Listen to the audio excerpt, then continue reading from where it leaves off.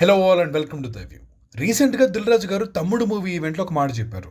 YouTube views నేను promotions చేసి push చేయాలనుకోవట్లేదు. Content బాగుంటే ఆర్గానిక్గా రీచ్ వస్తే వస్తుంది అంతే. ఇట్లా వ్యూస్ పుష్ చేయడం నేను చేయనని చెప్పారు. కానీ దీనికి టోటల్ ఆపోజిట్గా ప్రొడ్యూసర్ నాగవంశీ గారు మూవీ ప్రమోషనల్ కాంటెంట్ అనేది అందరికి రీచ్ అవ్వాలి, సో ఆల్గోరిథంలో కనపడాలి అంటే వ్యూస్ పుష్ చేయడంలో తప్పేం లేదు అన్నారు. ఈ రెండు స్టేట్మెంట్స్ చూశాక ఇద్దరి సైడ్ లోనూ లాజిక్స్ ఉన్నాయనిపించింది. ఒకప్పుడు మూవీ ప్రమోషన్స్ అంటే పోస్టర్స్ వేసి వదిలేస్తే సరిపోయేది. కానీ ట్రెండ్ మారే కొద్దీ, టెక్నాలజీ అప్డేట్ అయ్యే కొద్దీ పోస్టర్స్ ఒకటే కాదు, టీజర్స్ అని, ప్రోమోస్ అని, ట్రైలర్స్ అని ఇలా చాలా వచ్చేసాయి. సరే, ఇవి వచ్చే బానే ఉంది. వచ్చిన కొత్తలో జనాలకి కూడా చూడడానికి కాంటెంట్ తక్కువ ఉండేది. సో ఏదన్నా కొత్త సినిమా టీజర్స్ ఆర్ ట్రైలర్స్ లాగానే చూసేవాళ్ళు.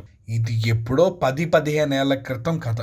కానీ ఇప్పుడు సిచ్యువేషన్ అలా ఉందా అంటే అస్సలు లేదు. కాంటెంట్ ఎక్కువైపోయింది. ఒకప్పుడు యూట్యూబ్ వీడియోస్ చూడడానికి టైం ఉండేది, ఇప్పుడు దానికి కూడా టైం లేదు. రీల్స్ అండ్ వైటీ షార్ట్స్ అనేవి డామినేట్ చేస్తున్నాయి. మరి ఇంత ఫాస్ట్ గా టెక్నాలజీ చేంజ్ అయిపోతుంటే ఆర్గానిక్ కాంటెంట్ అనేది సర్వైవ్ అవ్వగలదా?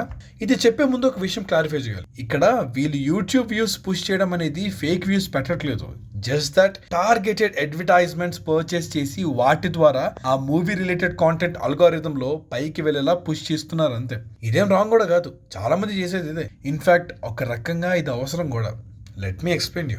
యూట్యూబ్లో రోజు కొన్ని వేల వీడియోస్ వస్తూ ఉంటాయి, కానీ ఇవన్నీ అందరూ చూడరు. జస్ట్ ట్రెండింగ్లో ఉన్నవి ఆర్ ఓపెన్ చేయగానే మన ఫీడ్లోకి వచ్చిన వీడియోసే క్లిక్ చేస్తాం కదా.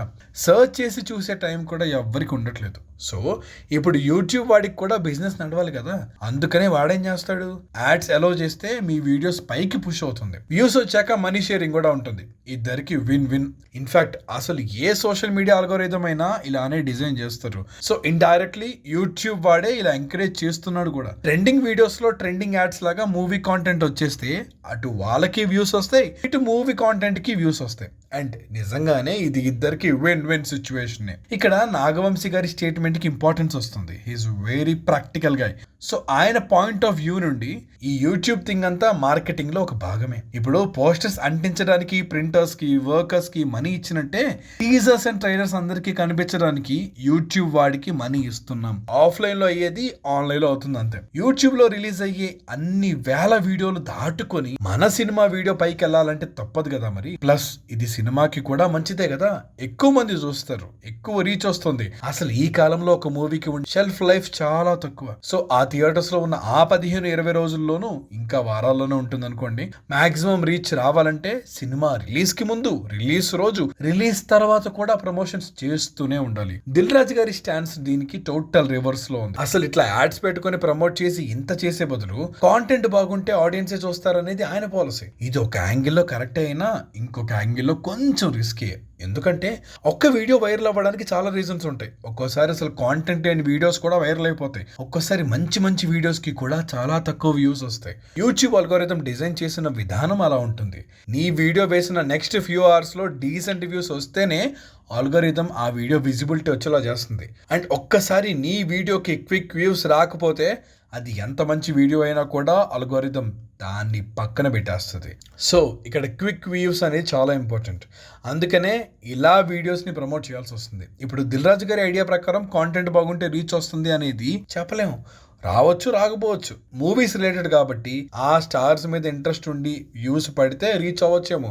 కానీ ఒకవేళ వేరే రీజన్స్ వల్ల వ్యూస్ రాకపోతే, కాంటెంట్ బాగుండి కూడా ఎక్కువ మందికి రీచ్ అవ్వకపోతే, అదే ఇక్కడ వచ్చిన రిస్క్. రీసెంట్ గా ఒక ఇంటర్వ్యూలో ఏషియన్ సినిమా సునీల్ నారంగ్ గారు కూడా ఆన్లైన్ వీడియోస్ వల్ల ఆఫ్లైన్ లో మూవీ మీద ఎంత ఇంపాక్ట్ పడుతుందో చెప్పారు ఆయన. యూట్యూబ్ రియాక్షన్స్ అయినా, ట్విట్టర్ రియాక్షన్స్ అయినా, రివ్యూస్, పబ్లిక్ ఒపీనియన్ వీడియోస్, ఇలా సినిమా మీద చాలా స్పాట్ లైట్ పడుతుంది, పడాలి కూడా.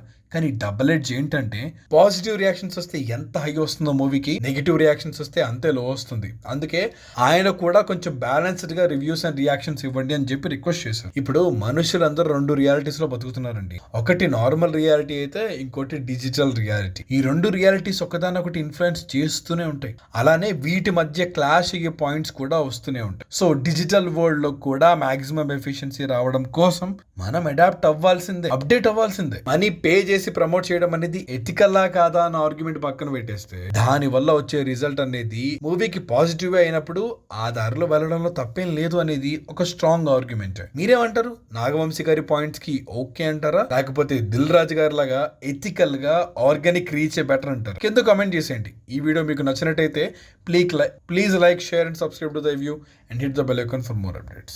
Signing off, Team The View.